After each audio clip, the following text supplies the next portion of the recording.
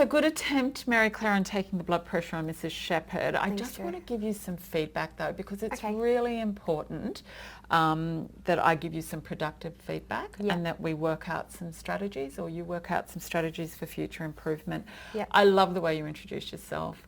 You explained the procedure beautifully and gained her consent, and most of your technique was good for a beginner.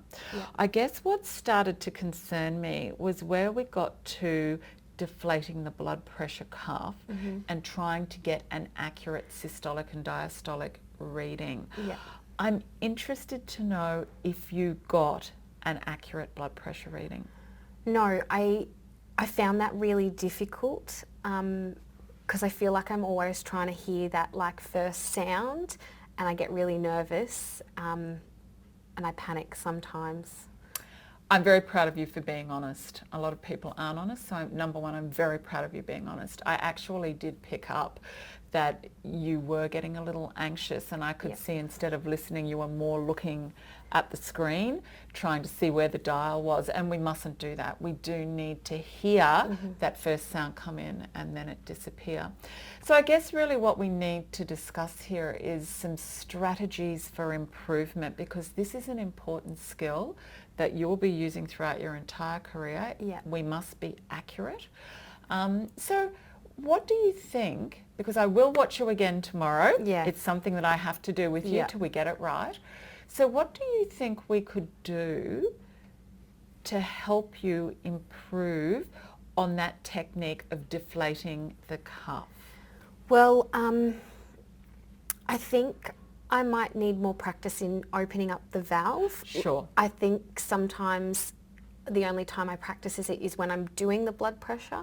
So maybe practicing just opening and closing it outside of that time with the patient might be really useful. I'm really pleased that you picked that up. Yeah.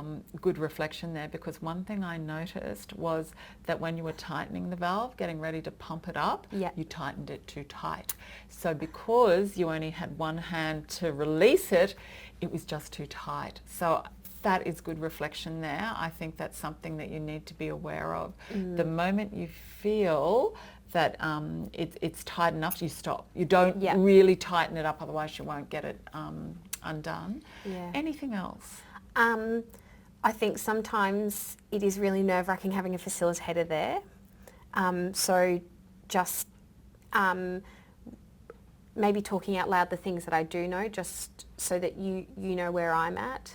That also gives me a bit of a point so that I can think through the procedure, and especially in those moments where I do feel quite stressed, like when I am trying to hear the systolic, just take a breath and actually just focus on the skill and not be so worried about the outcome, and focusing on the process. That's actually quite a good plan too, because often the residents here in the nursing home, they actually don't mind if you initially say to them what you're going to do is talk them through the procedure. So they think that you're talking them through it, whereas in fact you're really talking yourself through it at the same time.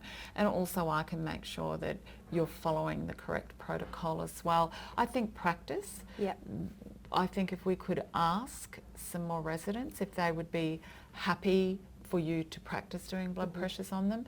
Doing a blood pressure on your colleagues at uni is very different on doing a blood pressure on a patient that has multiple comorbidities.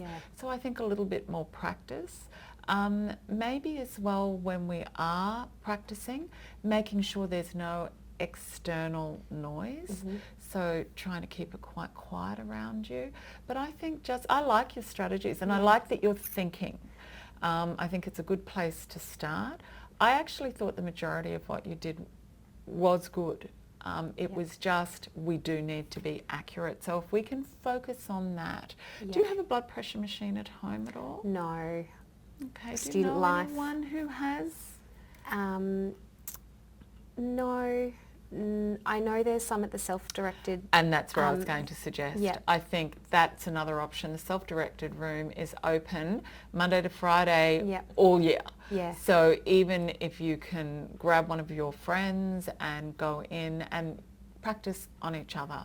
Just a little bit more practice. Practice will make a big difference. But well done. And I'd just like to say, I admire that you've taken the feedback so well as well. I think we can progress from here, and I think you'll be more confident and good at this by the time we finish the placement. Thank you so much for the feedback. I actually wanted to ask you what type of strategies that you thought I could also use, but you've given me a few good ones. You came up with them, Mary Claire. You really did. Just by sitting here and taking this feedback the way that it's intended, you've come up with strategies for improvement, so I can see that this will be quite successful. Yeah, but I think it's the strategies you gave, so you suggested, like continuing to practice at the self-directed learning, having the opportunity and seeking out more opportunities by asking residents, and also just taking the time and thinking about the